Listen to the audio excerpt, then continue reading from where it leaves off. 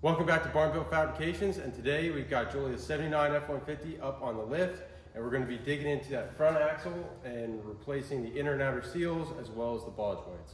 So let's go ahead and jump on into it. You can see the riding on the pavement, young kids that growing up in basements.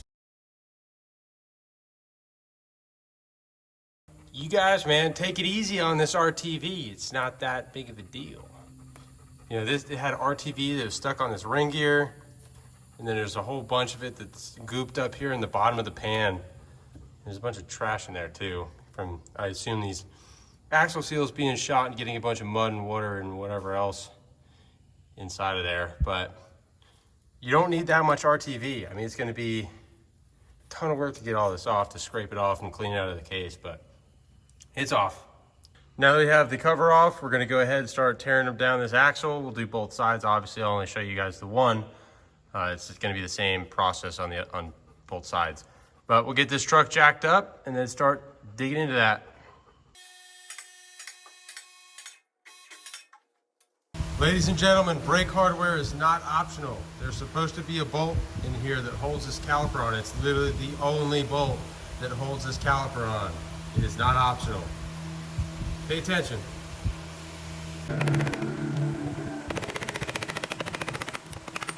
So the first thing we're going to go ahead and disassemble is pulling off these hubs. You've got the 6 Allen keys. Inside of that, you'll have a snap ring. Sometimes there's also one on the center of the axle shaft itself, but that's not in every case. After you get that snap ring out, you could go ahead and take those Allen bolts and throw them back in, and that will help you to get that inner hub out. Next, you're going to go ahead and get an axle nut, and you're going to have 2 of them. Make sure you've got the right orientation whenever you take them out, because as you'll see, the washer in between them has holes, and the inside of the inner nut is supposed to have a stud on it, and that locks in with the that washer. Whenever you get that off, you got the 5 nuts that hold the spindle on, and the whole assembly will slide off. And right there, I was just showing you guys the bearing that's on the inside. So whenever you get the axle shaft off, you can go ahead and pop off your upper and lower ball joints. Drive those guys out, and then once those are out, you're going to move on to your tie rod ends and pop those off as well. All right, so we got this side fully stripped down. I went ahead and cleaned it up, hit it with the wire wheel, and put some paint on it. And I'm doing the same thing with the rest of the parts that we took off as well. So that will get nice and cleaned up. Eventually, I'm going to come back and do the whole axle, but I'm going to do that whenever I do the lift, because whenever I do the lift, I have to replace these bushings here. And that way I can get to that part of the axle underneath. And then at that time, I'll go through and coat the rest of the axle. It'll be this nice flat black. So anyways, moving around here, back to the diff. Let's see if I can get this on camera all right. So if you look, this number here, if you're not sure where your ring gear or your gear ratio is, D44, that's Dana 44, which is what this axle is. And then 456, so we have 456 gears, which is actually not very good for what we're wanting to do. 456, that's good for pulling fat bitches and wheelies, but it sure is not good for the highway. So unfortunately, this is probably gonna have to come out. I don't know, maybe we'll go to a 3, which is super high, or something in between, but 456 probably isn't gonna cut it, especially with, I think this is only a 3-speed, the C6s. So no bueno. This thing will be screaming on the highway with 456s. Good mud truck gear. Got some big old tires, but we're running 35s, but that's not gonna need a 456. So anyways, I'm gonna go ahead off camera and tear down the passenger side, and then whatever that's stripped down, we'll go ahead and pull this carrier out and then go ahead and start replacing these seals. All right guys, so I went ahead and I removed the tie rod ends and the drag link. They were just kind of hanging because we have both of those knuckles off and they need to be replaced anyways. And that also gives us a little bit more room here to work. So with that out of the way and this axle stripped down, the next thing we're gonna be moving on to is getting the center section pulled out, and that way we can get access to the inner seals on both sides and we can replace those.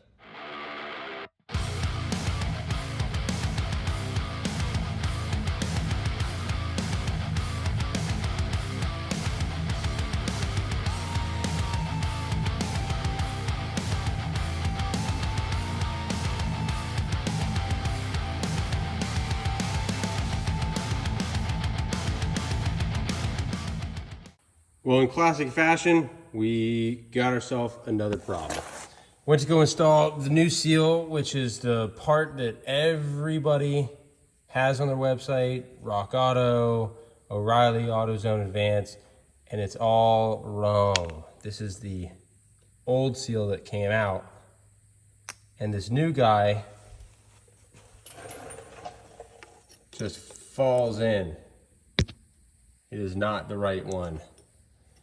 So, of course, nobody has this seal, so we had to special order it, so we can't finish today. That's golden. So, hopefully if any of you guys are doing the same job, you're watching this video before you got to this point and not following along and getting as frustrated as me. But it is what it is. It's part of working on cars. So what we can work on in the meantime are replacing these ball joints on the knuckles. So we'll get these pressed out, and we do have new ones. Hopefully those are the right ones. Well, I guess we'll find out when we go to drive them in.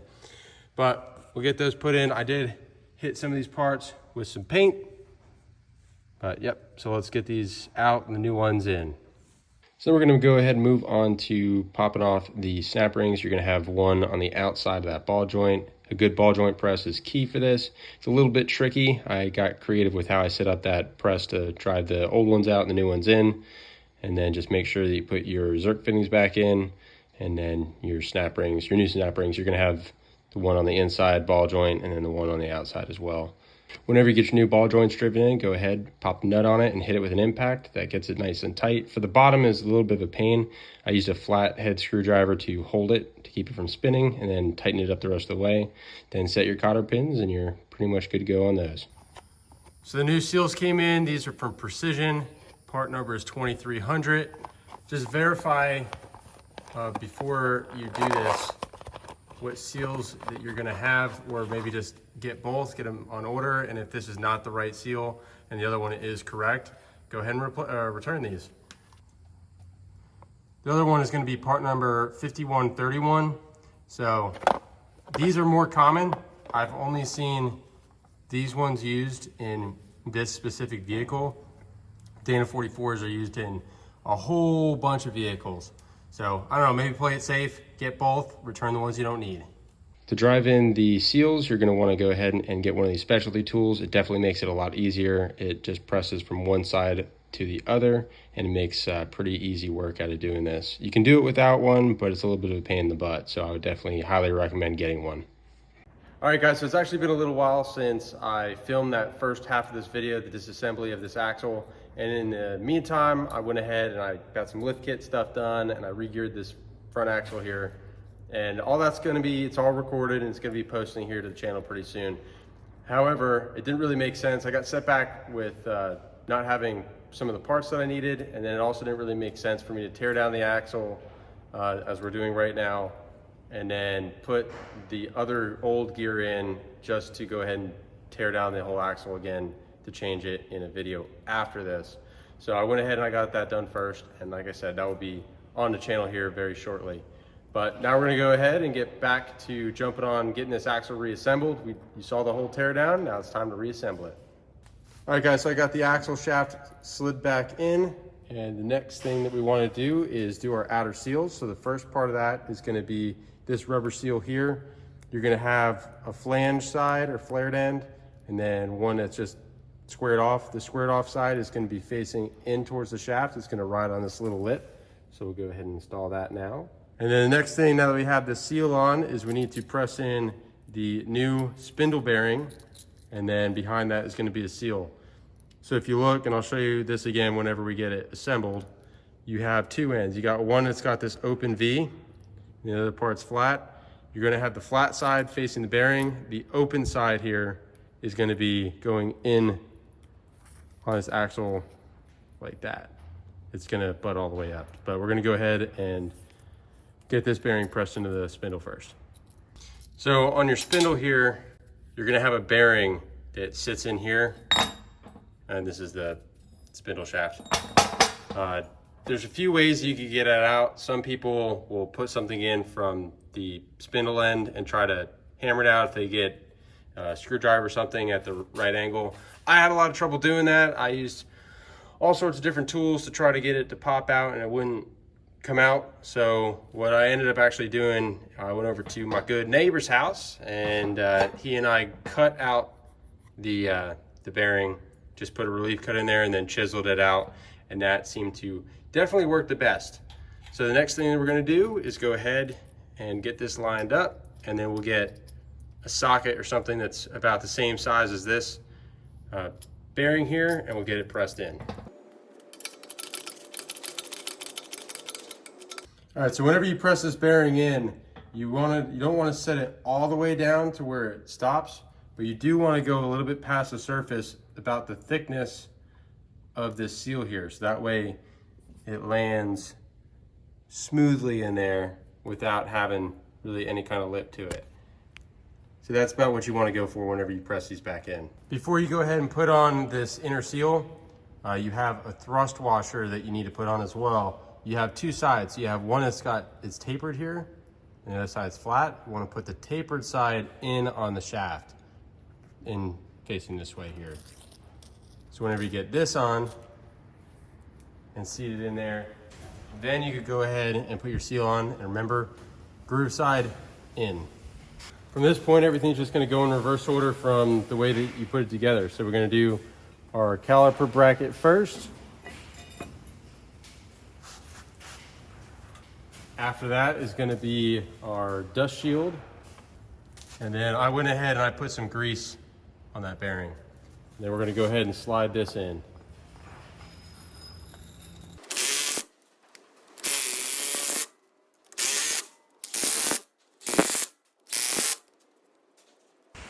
Another thing that I'm going to be doing is changing out the rotors, and to do that we're going to need to drive out these old studs, wheel studs, and then while this is apart we're going to go ahead and clean up these hubs, get them painted, and we're going to change out the wheel bearings and everything too. So to drive these out, you just literally hammer them out from the front. I've got new studs that we're going to be putting back in these whenever we put it with the new rotors, so I'm not really too worried about it. These were cut at some point anyways.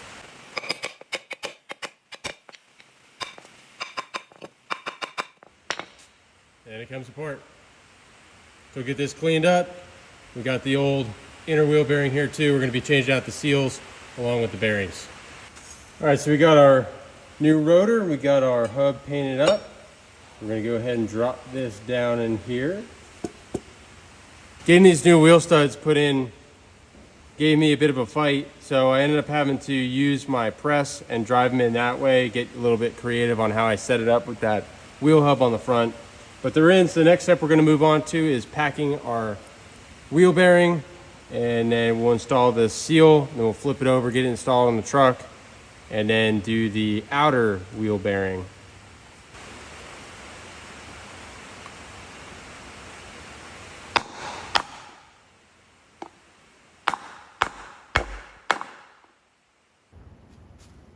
All right, so with this on, the next step would be to go ahead and set our axle nuts.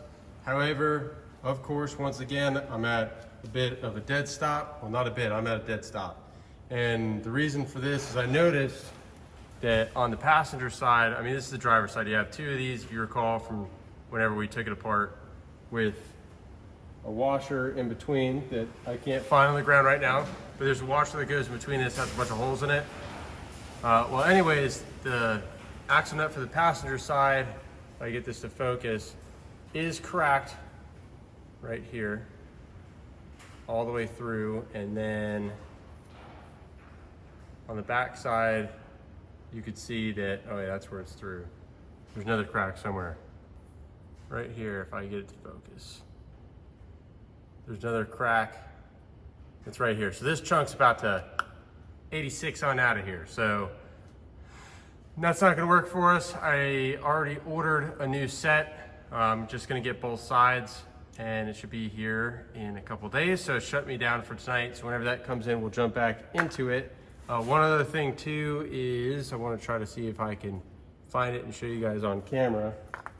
Should actually probably be able to show you better on this broken one, but you could, there's a little pin that's supposed to go in this hole. If I get the light to hit it right there, you go. It's supposed to go in there and stick out.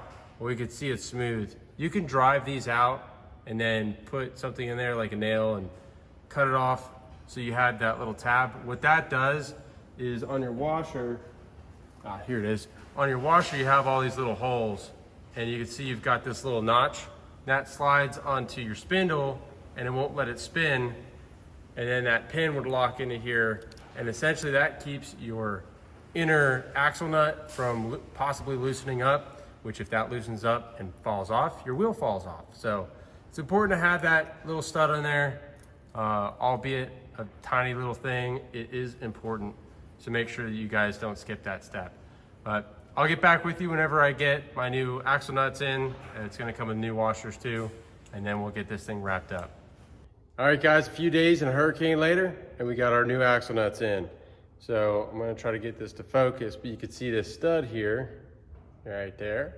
That's gonna be that stud that I was telling you guys about. I've found that oftentimes they tend to be broken off, but yeah, not too bad. They're like $25 or so on Amazon.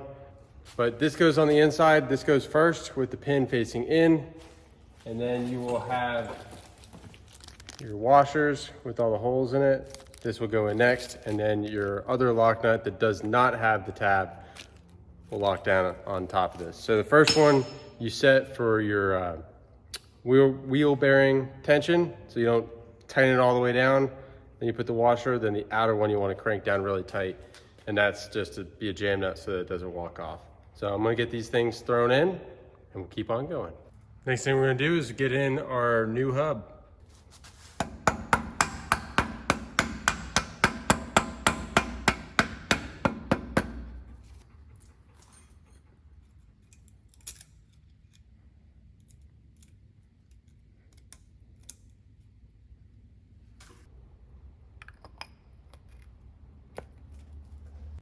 Whenever you get your hub tightened down and you throw in the caliper, the last thing that we need to do is go ahead and we're gonna be putting in a new drag link and then tie rods.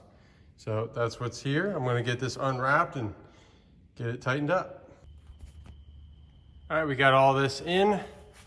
Rock Auto was kind enough to leave out a bolt. They gave us the nut, but decided not to put in the bolt. So that's great, I'll have to get a new one for that. This is loose. I don't have this roughly aligned yet. What you could do is take a tape measure, put the wheels on, and then just measure inside and outside, and then just get the measurements to line up the best you can. And that will be good enough to get you to an alignment shop. And then, yeah, gotta throw a cotter pin in here, kind of same thing. That one was missing, but besides that, pretty much good here. So the last thing that we need to do, and that's really all we have for rebuilding this front axle, is throwing on our new steering dampener, which is gonna go right here. That is looking fresh. All right, we got that stabilizer in. I ended up having to flip this mounting bracket from what was on the inside to the outside. It's weird because this big flat side, this other side's a lot smaller. You can hopefully see. That's where it should mount. That's where it was on the old one over here. Yet, put it on the wrong side for this one. So I'm not sure what is going on exactly with that. But I also ended up having to modify that bracket and cut. Got a little paint. Oh no, it's just a shadow. Had to cut this bracket. You can see I notched it here and then I cut it all the way down because this shock body was wanting to rub up against that really hard. So now it's got some clearance in there and it's a steering stabilizer. I think I called it a dampener or something earlier. Steering stabilizer. Anyways, yeah, all good, buddy. Front axle, finally complete. It's been a long time since I got this truck up here on the lift and started tearing into this. So I'm definitely happy to have it done now. Yeah, we're gonna be jumping back in here again soon. We're gonna be replacing all the brake lines and just doing brakes on the entire truck. So it's not gonna be long lived, but we're done for now anyways. So thank you guys all for watching. Hopefully you found the video helpful. If you did, hit that like button and subscribe to the channel if you're not already. You guys get outside, get wrenching on something, piss off your neighbors, disappoint your mom, and until next time, keep on keeping on.